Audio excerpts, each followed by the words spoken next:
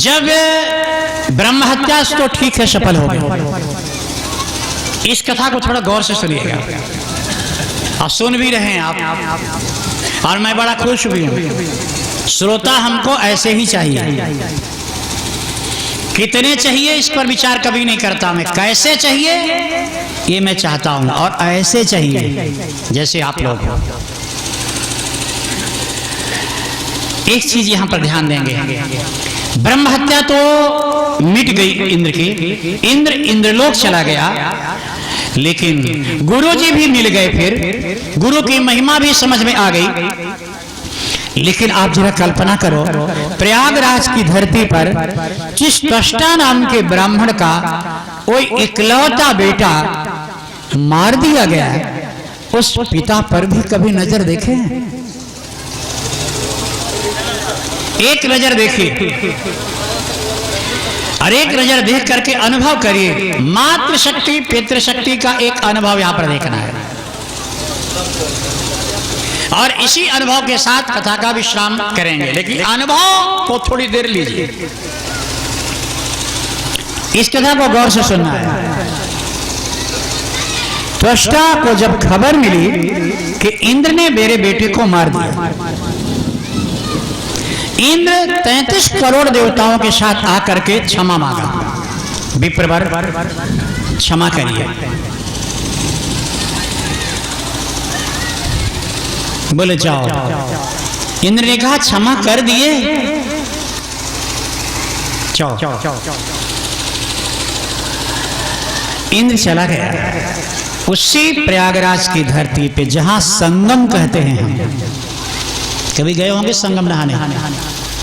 संगम के बीच में त्वष्टा ऋषि ने खड़े होकर के कहा, माता गंगा, अगर मैंने जीवन में कोई पाप नहीं किया है, जीवन में मैंने अपने माँ बाप का दिल नहीं दुखाया है, जीवन में मैंने अपने कर्तव्य का पालन अगर किया है माता, तो जितनी जगह हवन कुंड बनने में लगती है उतनी जगह यहाँ पर स्थल बन जाए, जल के बीच में स्थल बने और कुंड बनाकर निर्माण कर दीजिए। संगम के बीच में जल में कुंड बनकर के तैयार हो गया, और जल में खड़े होकर के केवल 13 आहुति दिया था त्वष्टा ऋषि ने। 13 आहुति केवल दिया था, और केवल मंत्र बोलते थे कि इंद्र शत्रोर विवर्धस्व स्वाहा, इंद्र शत्रोर विवर्धस्व स्वाहा। बात बिगड़ गई थोड़ी सी। कभी भी घबरा कर कोई काम मत करो। घबराहट इतनी ज्यादा थी, बदले की भावना इतनी तेज थी कि एक मात्रा गड़बड़ हो। इंद्र शत्रोर विवर्धस्व, तो इनके अंदर भावना थी कि इंद्र जैसा शत्रु मारने वाला बेटा पैदा हो, इंद्र जैसे शत्रु को समाप्त करने वाला बेटा हो। लेकिन इसका अर्थ निकल गया, इंद्र जिसे मार दे ऐसा इंद्र का शत्रु पैदा हो।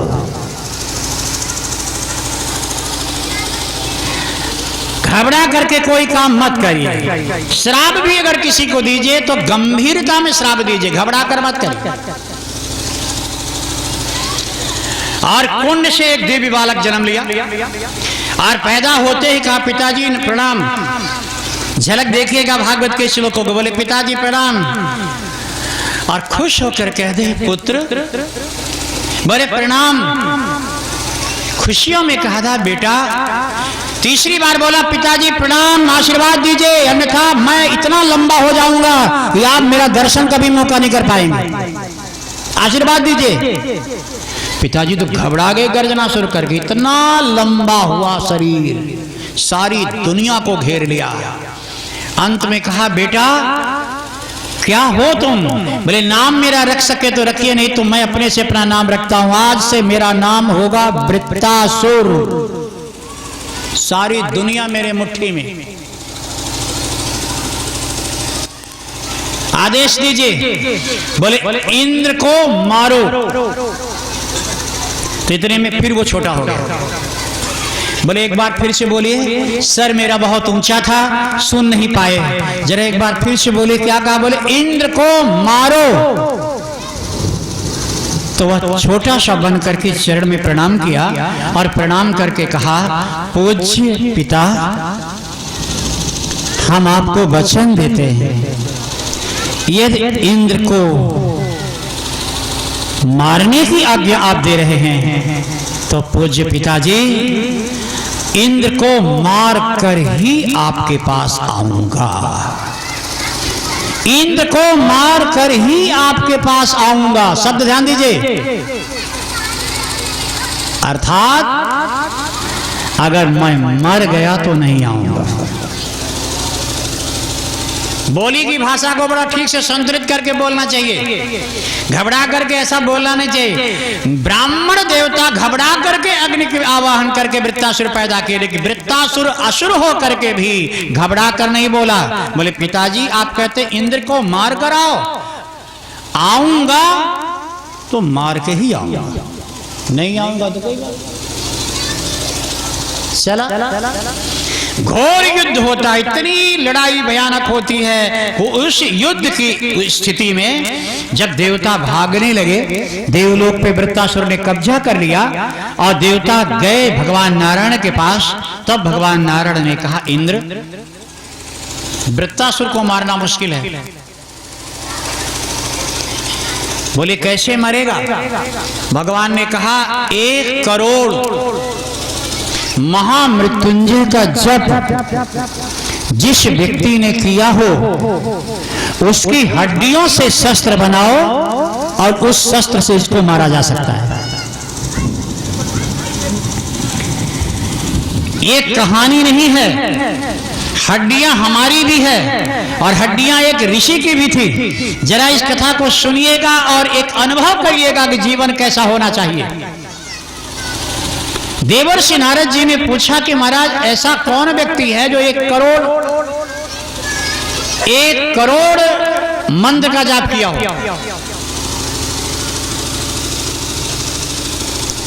बोले काशी नगरी में रहने वाले गोमती और गंगा नदी के मिलन जगह स्थान पर दधीच नाम के एक महात्मा हैं। दधीच के मामा का नाम है कपिल भगवान। दधीच ऋषि की नानी का नाम है देवहूति, नाना है करदम।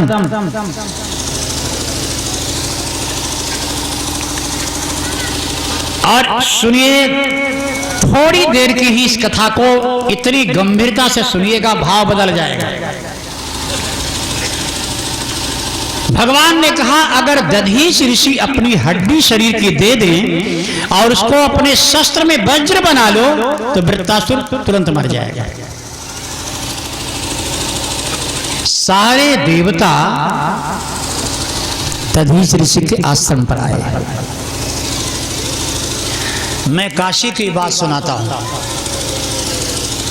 बनारस में जहां गोमती नदी गंगा जी में मिलती है, बनारस कभी आइए, अब तो लुप्त हो गया लेकिन प्रमाण है कि काशी की गंगा एक ऐसी गंगा है जहां पर 28 नदियों का मिलन गंगा में होता है। जहां गोदावरी है, कृष्णा है, चरमण्वती है, वेत्रवती है, कई नदियों का मिलन होता है। गोमती नदी आज भी दिखती है और गोमती नदी के किनारे ही दधीच ऋषि का आश्रम था। अब थोड़ा सा दधीच ऋषि का परिचय और ले लीजिए। दधीच ऋषि की उम्र हजारों में है, हजारों वर्ष में। पत्नी बड़ी सुंदर है। सुंदर मैं बात करूं तो चमड़े की सुंदरता पर नहीं, मन की सुंदरता को देखिएगा। लेकिन ये तो शरीर की भी बड़ी सुंदर थी। दधीच ऋषि की पत्नी का नाम जानते हैं? जानना चाहिए, कभी जिंदगी में जानने की जरूरत पड़ सकती है, इसलिए मैं आपको सुना रहा हूं, उसको जानिएगा।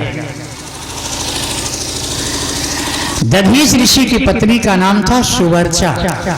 सुवर्चा सौमुने पत्नी दधीचस्य महात्मनः। इसको सुनिएगा, इसकी जरूरत कब पड़ती है पता है? आपको एक्सीडेंट अगर हुआ, मैं चीजें अनुभव की बता रहा हूं, मैं खुद भी करता हूं और आपसे भी कहता हूं, मौका आए तो अनुभव करिएगा। कभी अगर एक्सीडेंट हुआ और या एक्सीडेंट की संभावना है, कभी अगर लग रहा है सामने की गाड़ी आ रही है, मैं इधर से जा रहा हूं, अब कोई बचने की संभावना, टक्कर होने ही वाली है, अगर यह स्थिति आपको लग जाए पक्का, तब से मुख से तुरंत बोलो सुवर्चा सुवर्चा। एक बार अगर मुंह से निकल गया तो गाड़ी थोड़ा सा 1 इंच साइड लेकर निकल जाएगी आगे। साफ बच जाओगे आप, सुंदर बच जाओगे।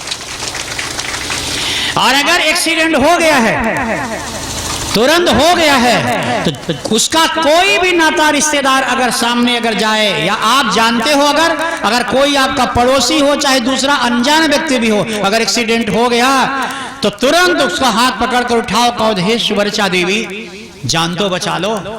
तो मरने वाला होगा तो भी नहीं मरेगा, बचेगा। माने हड्डियों को जोड़ने वाली शक्ति का नाम है सुवर्चा।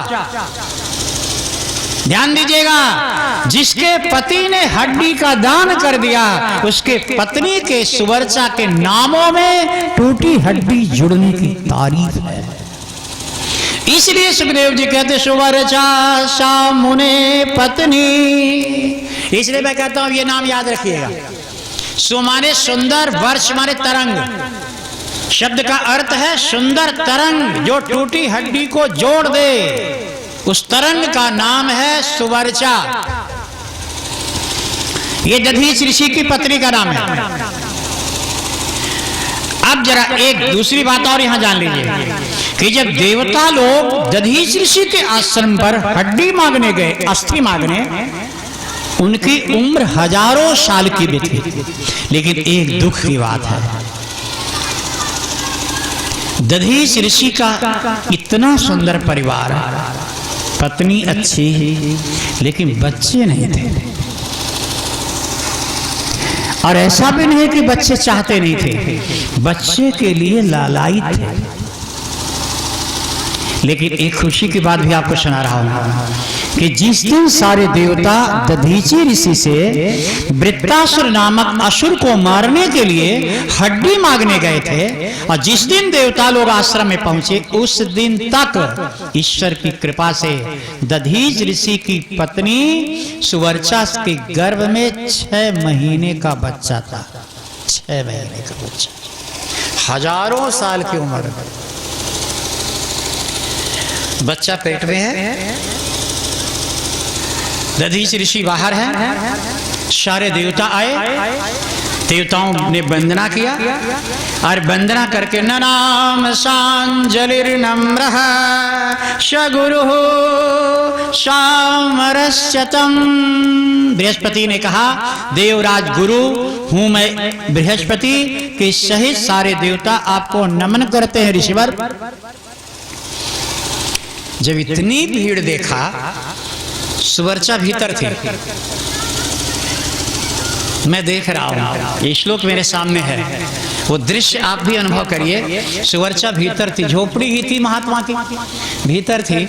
झोपड़ी के किनारे से देखा, इतनी बड़ी, इतनी खुश हुई कि अपने हाथ रखकर पेट में कहा, बाहर है बेटा, इतना तो भाग्यशाली है, आज पहली बार 33 कोटि देवता मेरे दरवाजे पर आए हैं, जरूर ये तेरे भाग्य का प्राबल्य है।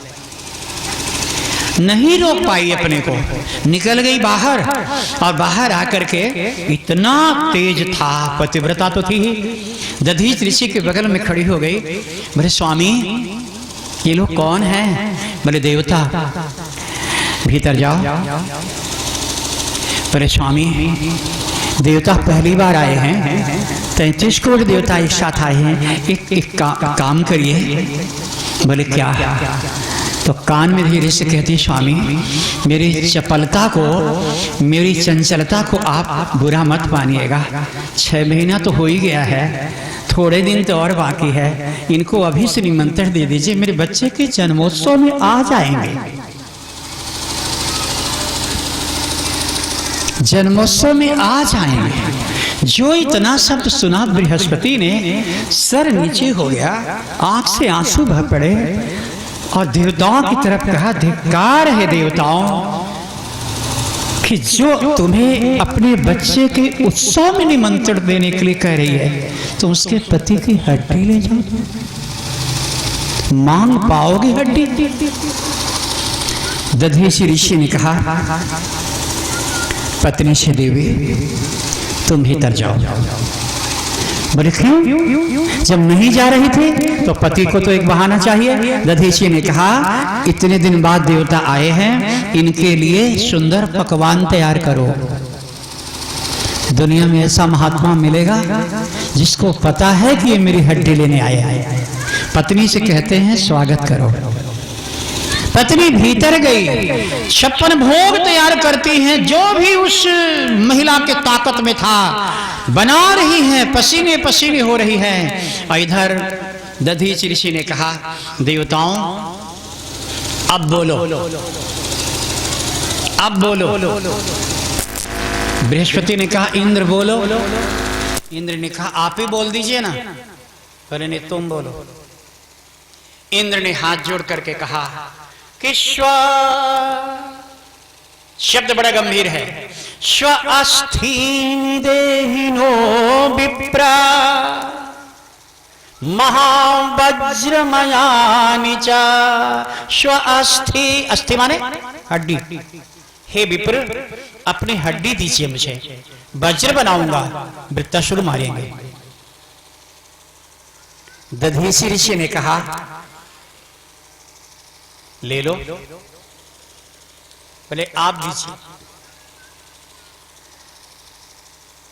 बोले सीधे सीधे क्यों ये नहीं कहते हो कि मौत मांग रहे हो मेरी? हड्डी एक बहाना है। इंद्र, दुनिया में ऐसा व्यक्ति तुमने कभी देखा है, सुना है, जो मरना चाहता हो? बोले आज तक कभी नहीं। बोले फिर तुमने कैसे सोच लिया कि मैं भी मर जाऊंगा और मैं मर करके हड्डी दे दूंगा? जब दुनिया में कोई भी नहीं मरना चाहता तो मैं भी नहीं मरना चाहता, लेकिन मैं तुम्हें निराश नहीं करूंगा। मैं मरना नहीं चाहता, तुम मुझे मार करके हड्डी निकाल लो। इंद्र ने कहा, ना, 3 सिर वाले को मारा तो सारी दुनिया भटकता रहा ब्रह्म हत्या से, अब ये मारूंगा तो क्या हाल होगा? अरे वो मदिरा पीने वाले मुख को मैंने काटा तो ब्रह्म हत्या, और ये तपस्या महामृत्युंजय जप करने वाले ब्राह्मण को मारूंगा तो मेरी हाल क्या? ना, ये काम नहीं कर सकते। बोले फिर, बोले आप अपने से दे दो। तो बोले फिर ठीक है, मैं तुम्हारी इच्छा को जान गया।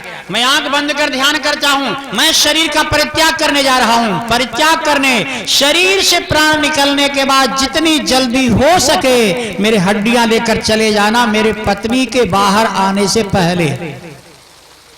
अगर मेरी पत्नी बाहर आ गई तो बहुत बड़ी पतिव्रता है, जलाकर भस्म कर देगी तुम्हें, न हड्डी ले जा पाओगे और न जिंदगी बच पाओगे।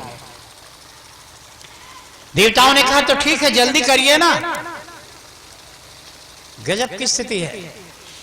और दधीचि ऋषि आंख बंद करते, ध्यातम शिवम स्वनाथम ही विसर्ज कलेवरम। आंख बंद किया और आंख बंद करके भगवान शंकर का ध्यान किया और शिव जी का ध्यान करके कहा, शिव जी हमारा काम दुनिया में पूरा हो चुका है, बस एक काम केवल आप कर दीजिएगा। 6 महीने का बच्चा पेट में है, 3 महीने टाइम लगेगा, दान दे रहा हूं हड्डी, जिंदगी जा रही है, बस जिंदगी भर आपका मैंने महामृत्युंजय जप किया है। भगवान आप एक कृपा मेरे ऊपर कर दीजिए। मेरी पत्नी अकेले है, कोई इसका साथी नहीं है। जब ये बच्चा जन्म दे दे तो हे भोलेनाथ, आप अपनी पत्नी मैया पार्वती के साथ, नंदी के साथ, हो सके तो गणेश जी के साथ मेरे बच्चे का जन्मोत्सव आप खुद मना लीजिएगा, आप मना लीजिएगा। मैं जा रहा हूं दुनिया से। इतने के बाद ये तो हंस करके विदा हो गए, लेकिन बाबा भोलेनाथ के आंख से आंसू आ गया। पार्वती की तरफ देखा, पार्वती से कहा, पार्वती अब आगे तुम संभालो। स्थिति विचित्र, हड्डी निकाल करके देवता चल पड़े।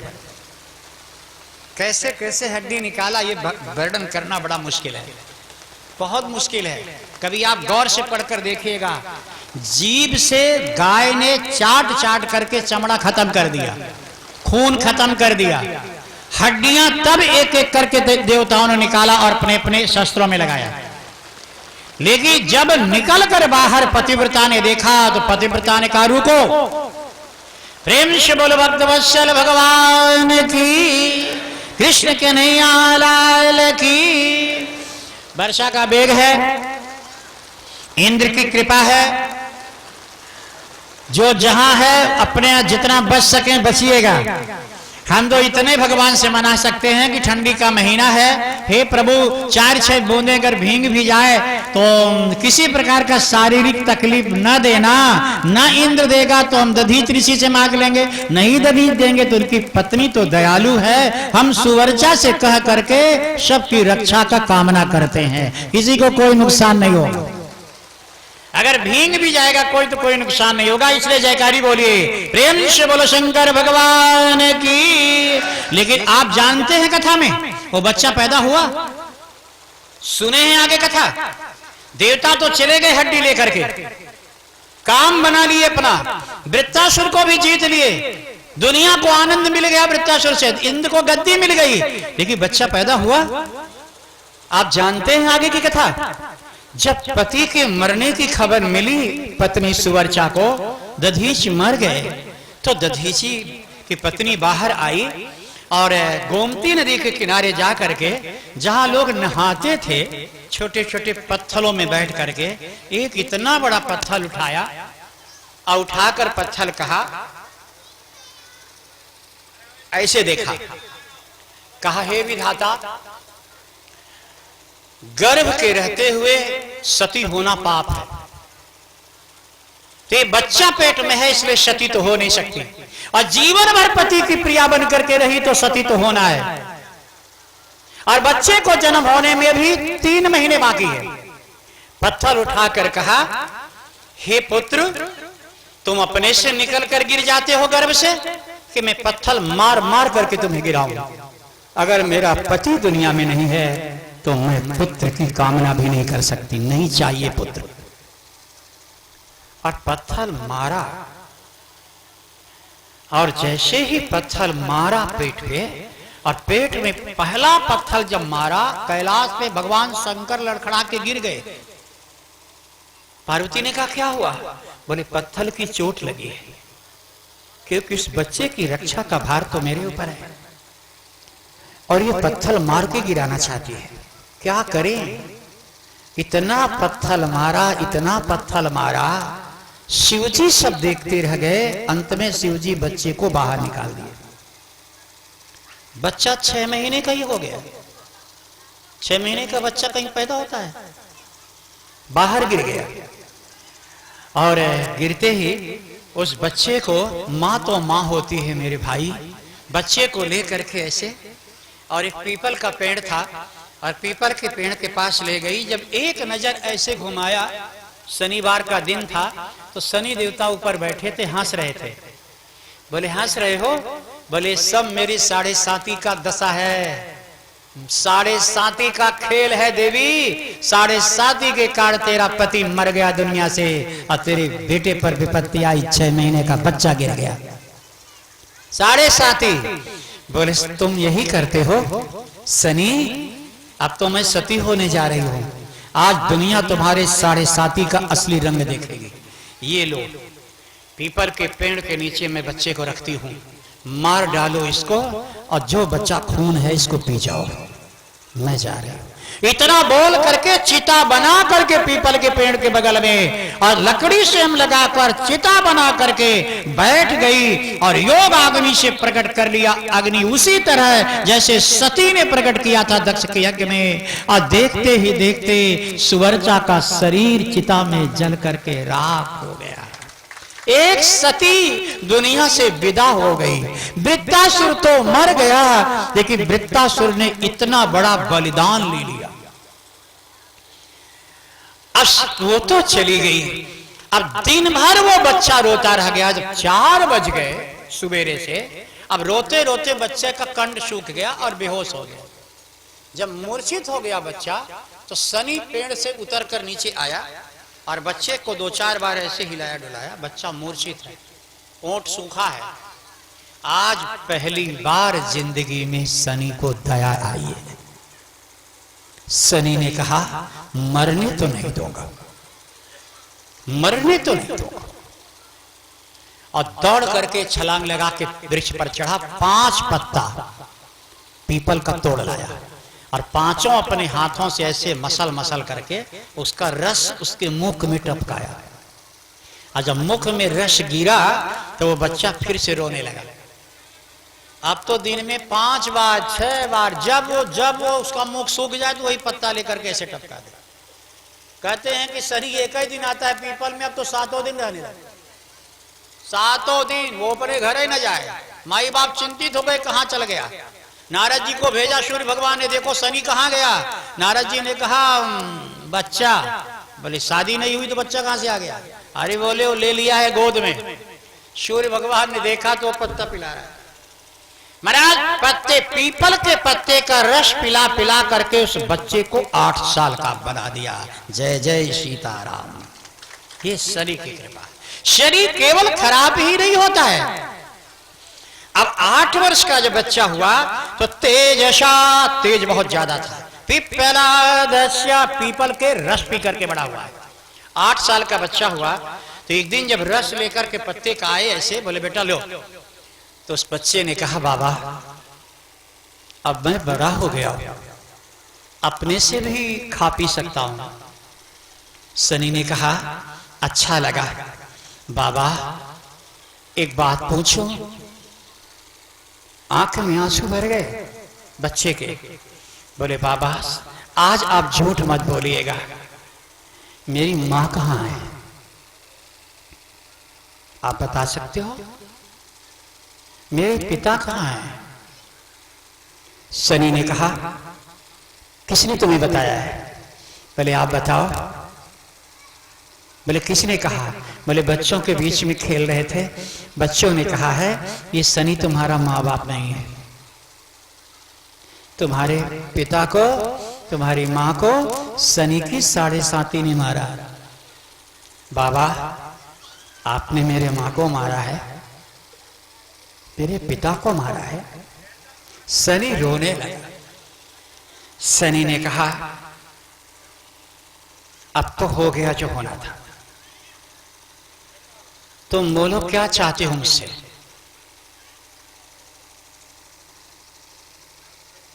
बोले 2-3 चीजें। पहला तो मेरा नाम बता दीजिए क्या है। जो नाम आप रखोगे मैं दुनिया को अपना वही नाम बताऊंगा। और दूसरा मुझे ये बताइए आपने मेरे माता पिता को मारा क्यों? मैं कुछ नहीं बोलूंगा। शनि देवता ने कहा कि मैं तुम्हारा पिता नहीं हूं। अब नाम अपना पूछते हो। तुम्हारी मां ने पैदा करके पीपल के पेड़ के नीचे रख दिया था। पीपल की छाह में पला है, पीपल के पत्ते का रस पी कर बढ़ा हुआ है। पीपल ही तेरी सारी जिंदगी का रक्षक बना है, इसलिए तेरा नाम मैं रखता हूं पिप्पलाद मुनि।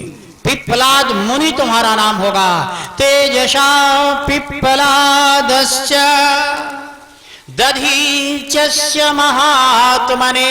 महात्मा दधीच का तेज है तुम। सुवर्चा जैसे नारी के गर्भ से निकला है और पीपल के पत्तों के रस से पाला गया है। पिप्पलाद मुनि तेरा नाम होगा।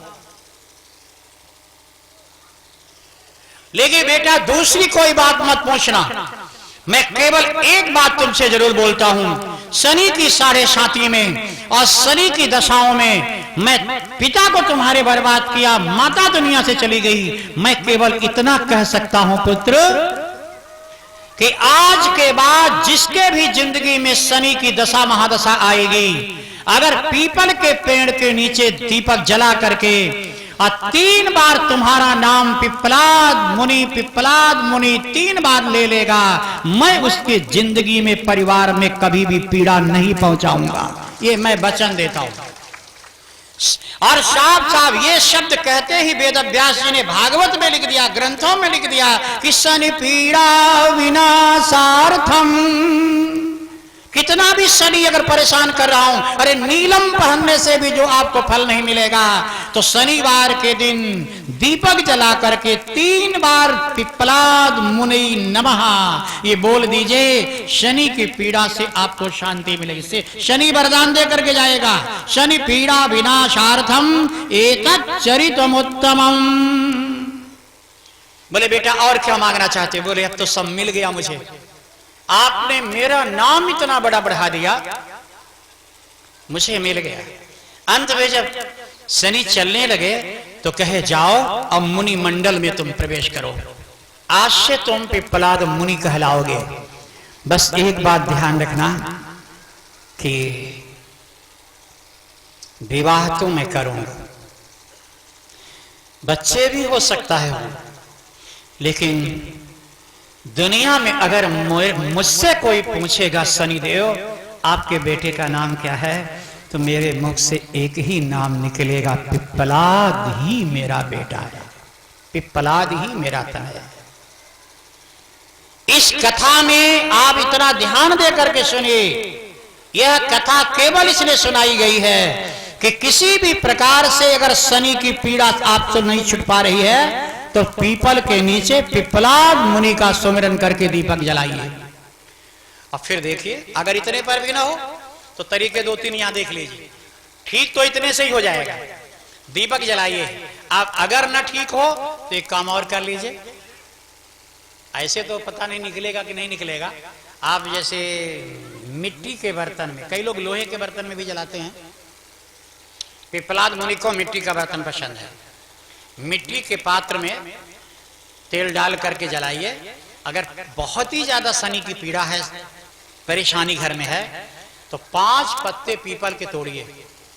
टाइम लगेगा थोड़ा, क्योंकि हम शनि नहीं हैं, थोड़ा सा उसको ऐसे ऐसे करो, हो सकता है घंटों भी लग जाए, मसलने की कोशिश करो।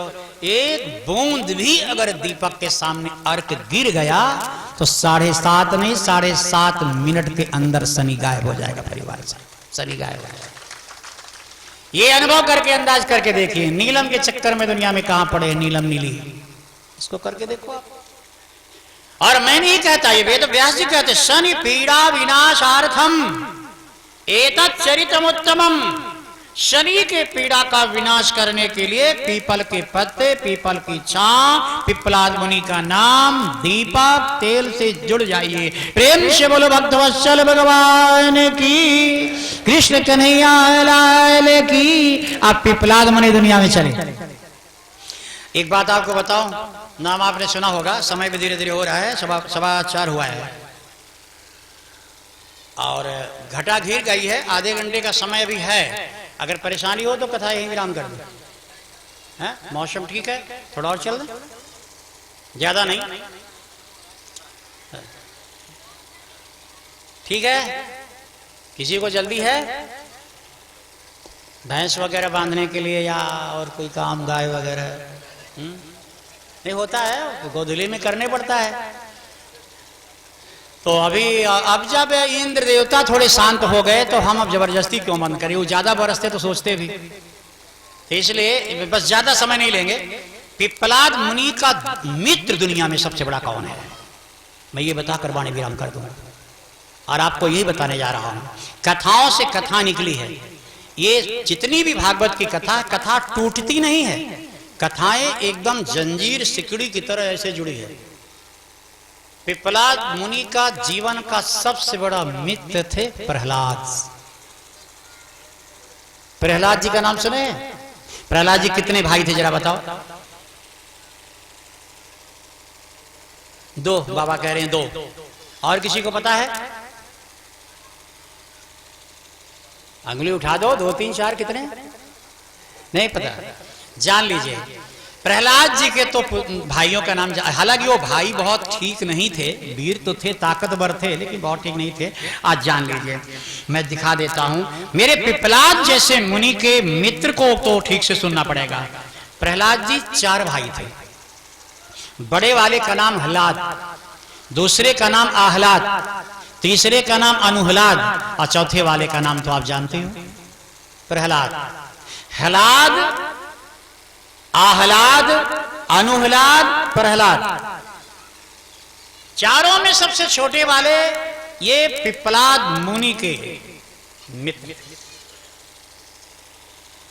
क्यों बने मित्र, कैसे बने मित्र, ये जरा यहां पर सुनिए। और यहां भगवान की एक वाणी सुन लीजिए। भगवान का हमारे नियम क्या है? यदा देवेषु वेदेषु गोषु विप्रेषु साधुषु धर्मे मयि च विद्वेषः शवासु विनश्यति।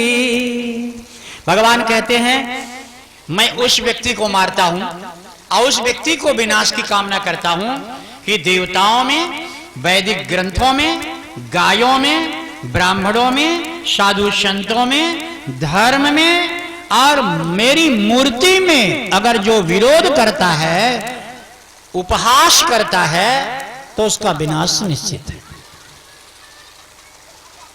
आइए, जब प्रहलाद जी का नाम सुन ही लिए हैं तो प्रहलाद जी की मां का नाम भी जान लेते हैं, प्रहलाद जी की बुआ का नाम भी जान लेते हैं, प्रहलाद जी के पिता का नाम भी जान लेते हैं। अब बस 2-4 मिनट में जल्दी ही जान करके फिर आगे बढ़ते हैं कि प्रसाद की थालियां अब इधर निकलने लगी हैं। प्रसाद की थाली निकलने लगी है, इसलिए प्रसाद तो अच्छी खुशियों में ही मिलना चाहिए। प्रहलाद जी की माता का नाम था कयाधु, पिता का नाम था हिरण्यकश्यप।